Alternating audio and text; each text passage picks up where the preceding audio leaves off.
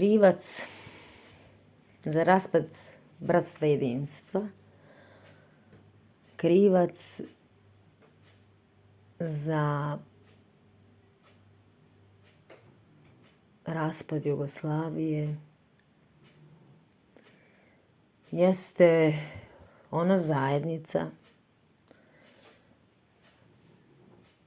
koja nikad nije gajila ljubav prema poniznim putevima, prema mirnim putevima, prema socijalnoj pravdi, koja je uvek naginjala da se uzvisi, dakle da izgradi svoje babilonske uzvišice, da se uzvisi iznad drugoga, da se odvoji, ocepi od ostalih plemena slovenskih ili južnih Slovena,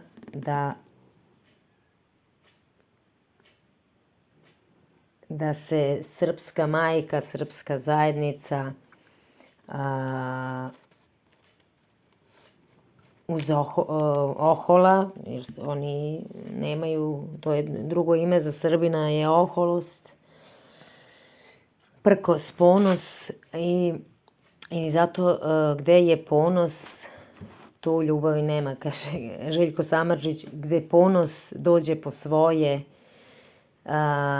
dakle po ponos, dakle gde đavo dođe po svoje, tu ljubav kofere već pakuje, dakle i onda su svi spakuli svoje kofere i svi su se razišli, pošli onim putima koje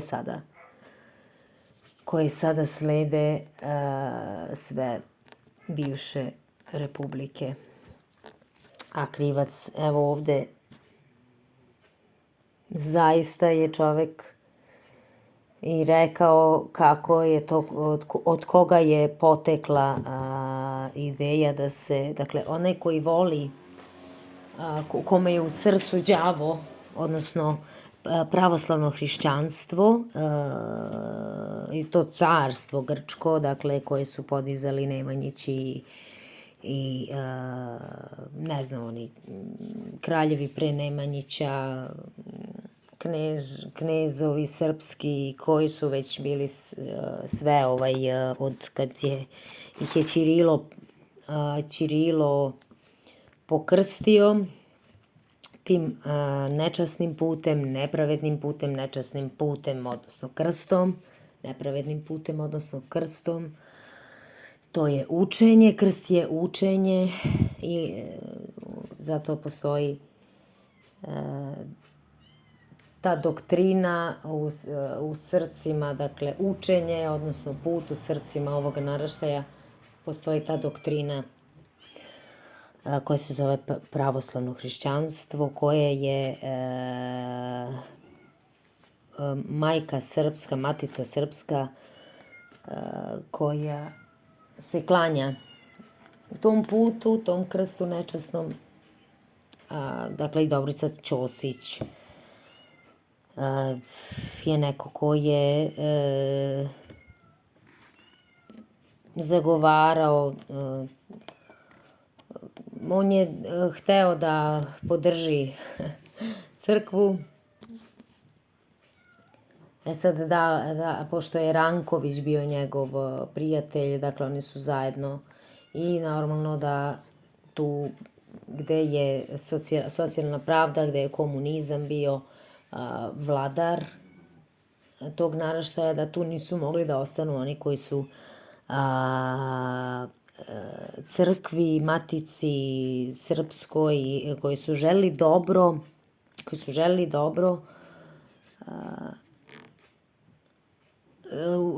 u smislu dobro, koji su želeli da vrate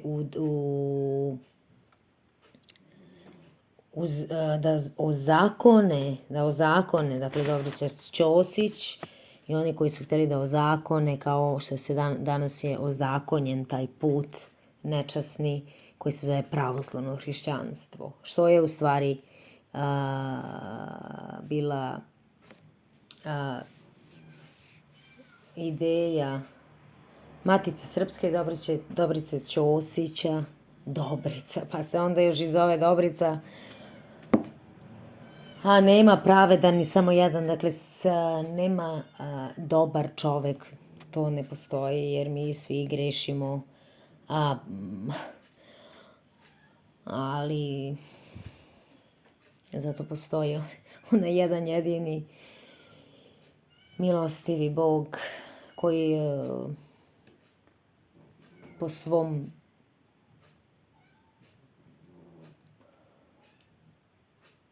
po providnosti, po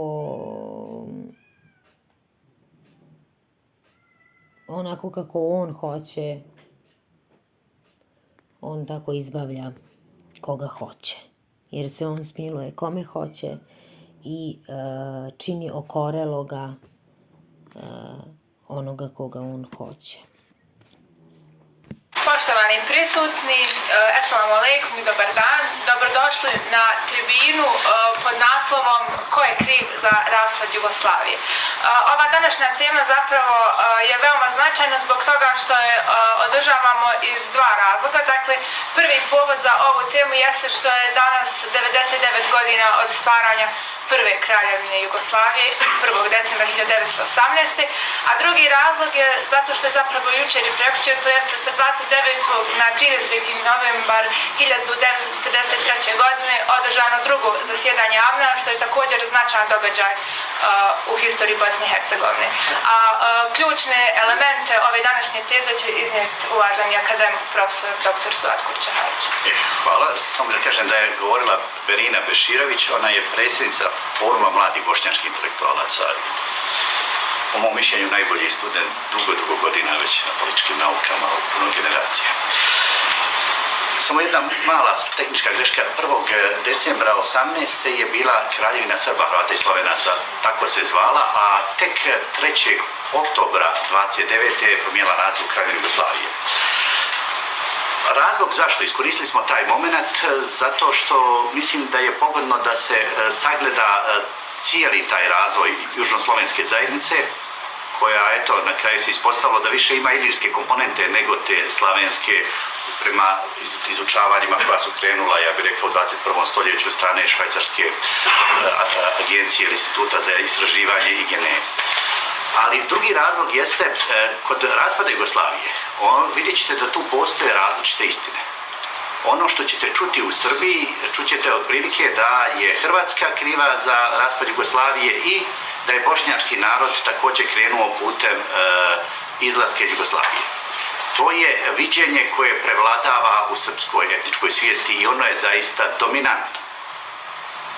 Ono što ćete čuti kod, ja bih rekao, hrvatskih građana, imat ćete dvije varijante. Jedna varijanta će biti da je razlog velikosrpska politika, ali čućete i drugu varijantu, nacionalističku, koja neće kriti da Hrvati nisu htjeli da žive sa Srbima i da je to bio raspad Jugoslavije. Od Čička pa nadalje puno je njih koji stoje na toj poziciji. I imate sada varijantu koju čujete kod Bošnjaka, a ta varijanta je da je velikosrpska politika uzrok raspada Jugoslavije. Ja sam se tim pitanjem bavio jako puno. Bavio sam se iz jednog razloga emotivnog, jer ja sam volio Jugoslaviju. Ja često kažem, volio sam je kao što dišem i jako me bolio taj nesretni raspad Jugoslavije. I onda sam htio da saznam kako se ta Jugoslavija raspala, koji su ti problemi. Tako da sam na neki način bio i srećan da sam došao na Fakultet političkih nauka kod mog profesora Omera, proučavajući politički sistem Bosne, gdje sam mogao kroz magisterij i doktorat jednostavno da puno toga saznam šta se desilo. Moja spoznaja, sad to moram radi medija pojednostaviti, moja spoznaja je sljedeća. Najveći krivac za raspad Jugoslavije jeste Dobrica Ćosić i njegove ideje da se Srbi nisu ostvarili u Jugoslaviju i da ne moraju na Jugoslaviju da gledaju kao na nešto što će vječno trajati. Ta njegova ideja je našla svoje generisanje u memorandumu Srpske akademije nauka i umjetnosti od septembra 1986. godine i to je jednostavno moment kada se nameće ostalima u jugoslovenskoj zajednici ili će prihvatiti model koji Srbi hoće, a to je da bude jaka Jugoslavija i da se reduciraju Kosovo i Vojvodini autonomne ovlasti, ili će Srbija krenuti svojim putem nezavisnosti, ali ne uvažavajući avnojske granice, odnosno redefinirajući ih, postavljajući tezu da one nisu nikakve državne, nego administrativno-pravne granice. Ono što je Milošević na početku osudio, taj memorandum Sanua, kao nešto najcrnije i nacionalističko, nije prošlo nekoliko mjeseci i Slobodan Milošević je krenuo na, ja bih rekao, krilima nacionalizma da ostvaruje vlast i postoje glavni egzekutor memoranduma Sanua. I to je ključni razlog bio stvaranja jugoslovenske krize. Što se tiče hrvatske politike, Franjo Tuđman je imao san o nezavisnoj Hrvatskoj, imao je san u vrijeme još dok je Josip Broz Tito bio živ, ali to je izgledalo zaista jedan san koji će ostati samo san. Međutim, ovakva politika Miloševića mu je pogodovala da jednu Hrvatsku demokratsku zajednicu koja je u početku bila pokret pretvori kod raspada Saveza komunista Jugoslavije u januaru 90. u partiju nacionalnu koja je uspjela dobiti izbore 8. aprila 90. godine i onda je jednostavno ta hrvatska politika krenula putem nezavisnosti koristeći jednostavno sve slabosti Miloševićevog režima. Ono što se desilo Bosni se desilo da niti je njen narod, niti je njena politika pravila i jedan problem i utjecala i na jedan korak u razbijanju Jugoslavije. Ali se desilo da je u jednom momentu se našla u situaciji kad su 25. juna Slovenija i Hrvatska 1991. proglasile nezavisnost, da se Bosna opredijeli. Hoće li krenuti ona putem nezavisnosti ili će ostati u skraćenoj Jugoslaviji sa svim, ja bih rekao, problemima koje to može da nosi. Ja ću na ovoj tribini objasniti ovaj isto pretpostavljeni put. Vidite, danas je moderno u svijetu proučavati pretpostavljenu historiju, a to je historija šta bi bilo kad bi bilo. A na tome navela jedna situacija, mislim da je to bilo negdje 1993. godine, kad je armija imala 3 fronta. Jedan front je imala sa Karadžićevim snagama, drugi sa HVO-om, a treći se otvorio sa Fikretom Mavrićem. I u jednom momentu slušam predsjednika Izetbegovića na radiju kad govori: imate nekad historijski moment kad imate raskrsnicu sa 2 puta, ne znate gdje vodi jedan, ne znate gdje vodi drugi, a kaže morali ste se opredijeliti. Mi smo, kaže, ovim krenuli putem nezavisnosti i tad je, čini mi se, da ne griješim, da je rekao valjda nismo pogriješili, više ni sam nije bio siguran koji je pravi put. Pa ću ja i o tome govoriti jer je to bilo dugo vremena tabu tema, posebno u svjetlu svih ovih dešavanja, kad je nama svijet otvorio oči u mnogim stvarima koje smo mi jednostavno krili. Da je i Hrvatska bila agresor praktično prema Bosni, mi smo to stidljivo govorili, izbjegavali, htjeli da ne narušimo te odnose, ali to je zaista bilo tako. Politika Tuđmana nije bila politika očuvanja Bosne.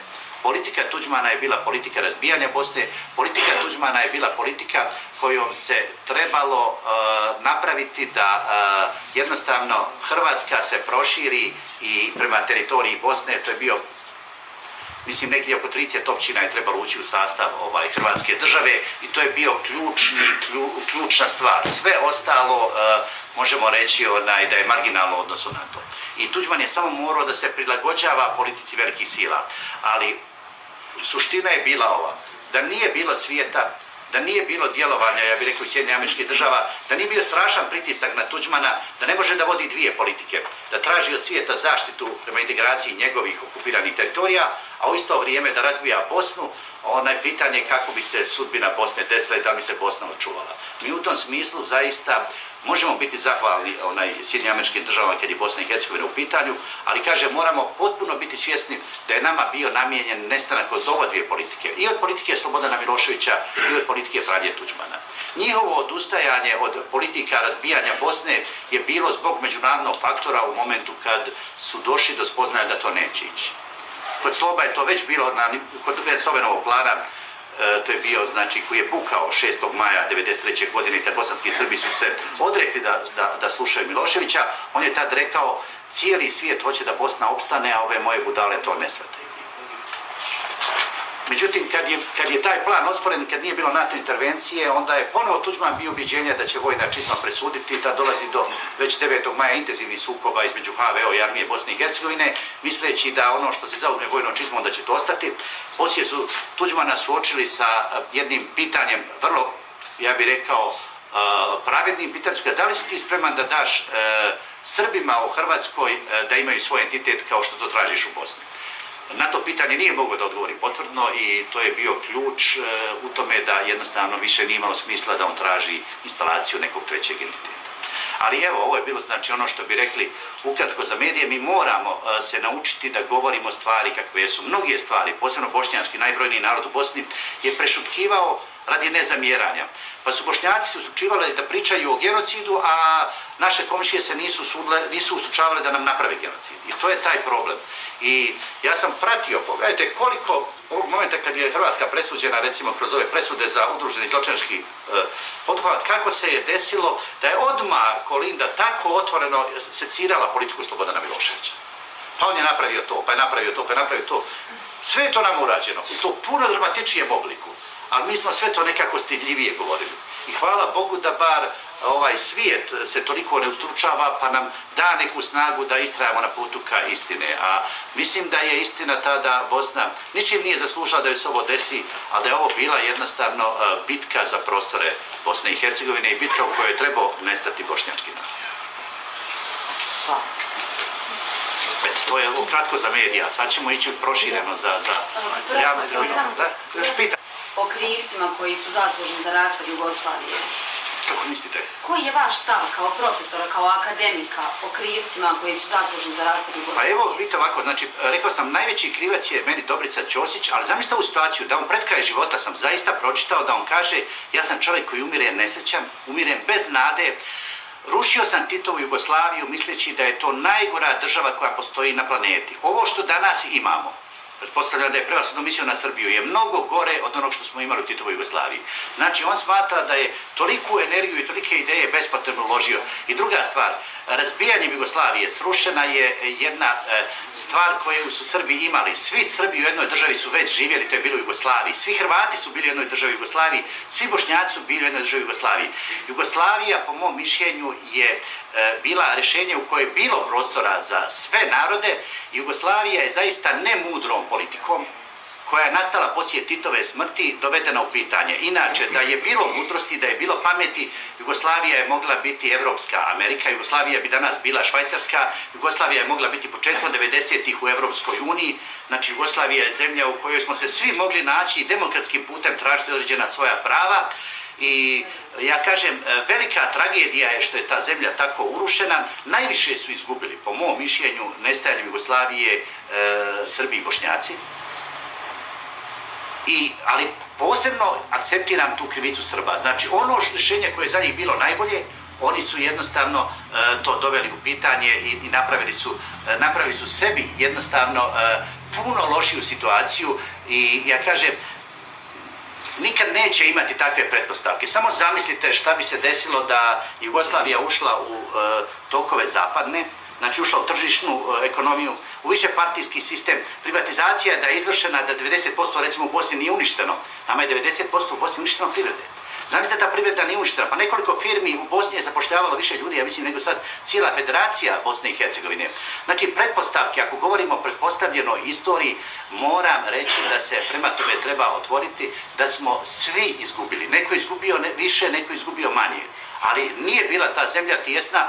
Ja samo kad se sjetim moje generacije, ovdje ima ljudi koji su to zapamtili, samo gdje bi danas bili u fudbalu, da je to zajednička reprezentacija, gdje bi bili u košarci, gdje bi bili u odbojci, gdje bi bili u vaterpolu. Znači, to je jednostavno nešto što ćemo se pitati da li nam je ovo sve trebalo. I molim vas, profesor, još jedno pitanje. Po vašem mišljenju, tko je izvukao najveću korist nakon raspada Jugoslavije? Pa ja više nisam siguran da li je najveću korist, mislim da su najveću korist izvukle pojedine porodice. Na primjer, evo, da. To je tačno. To je tačno. Pa svi, vidite, u Sloveniji, na primjer, sam osjetio da mnogi žale jer imali su jako lijepo tržište. Čak da nisu bili iziritirani previše Miloševićevom politikom, oni ne bi ni pribjegli putem nezavisnosti.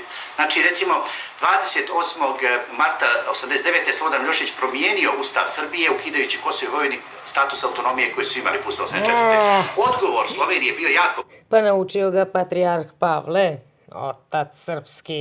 brz. U septembru su donijeli svoj ustav gdje su se vezali za Jugoslaviju u mjeri i na način na koji oni hoće. Ne bi to uradila Slovenija da nije bilo ovog poteza. Što se tiče Hrvatske, u Hrvatskoj se desilo isto situacija da su određene porodice došle do izražaja. Ali to nije moglo da se sve ne dogodi zato što je to prorokovano. Proročke reči Gospodara Boga nisu mogle da se ne ispune i zato su svi pošli putem pada, odnosno nečasnim krstom, nečasnim putem, dakle pad u greh, a to je put srebroljublja. Dakle, kad ljubiš pravoslavno hrišćanstvo, dakle, to taj put pohlepe, put srebroljublja, onda ti ne želiš da bude Vojvodina, autonomna pokrajina i ne želiš da bude Kosovo autonomna pokrajina, ukidaš to, jer tako te uči.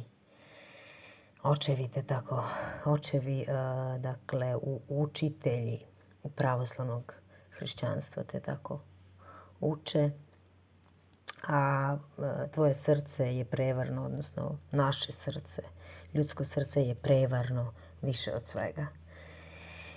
I pošto je to sve prorokovano i što je došlo je i desilo se, i smak sveta se desio, dogodio se da je ceo taj svet žigosan u desnu ruku ili čelo i da je posle toga smaknut. Dakle, smaknuće razuma, smaknuće zdravog razuma, dakle, i ovo sada svi deluju bez uma, bez razuma, dakle, to je svet koji je pošao tim putem i dogodio se dogodilo se to žigosanje u ili desnu ruku, te da niko ko nije žigosan, dakle, oni koji su žigosani mogu da kupe, da prodaju, kupiš, prodaš, to se dogodilo i pa se onda to tako, postoje sad privatizovane firme, preduzeća, sve je privatizovano i privatnici su mnogi. Dakle, kupi, prodaj, onda dakle, posljedica tog pada, dakle, u grehe, srebroljublja, u pohlepu, materializam, dakle, u učenja pravoslavnog hrišćanstva, onda to je za posljedicu imalo smaknuće tog sveta. Dakle, ovo sad što deluje jeste svet smaknut koji nema razum, dakle, kada Irod odseca glavu, razum proroku Jovanu, to se dogodilo zbog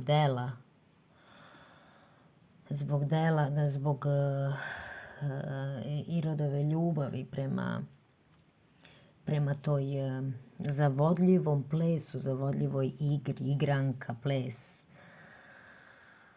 To su dela. Dakle, igranka, ples jedne žene, odnosno jedne crkve koja je Matica Srpska. I onda Irod oduzima, on je sam sebi oduzeo, dakle to se dogodilo da smo mi sami sebi oduzeli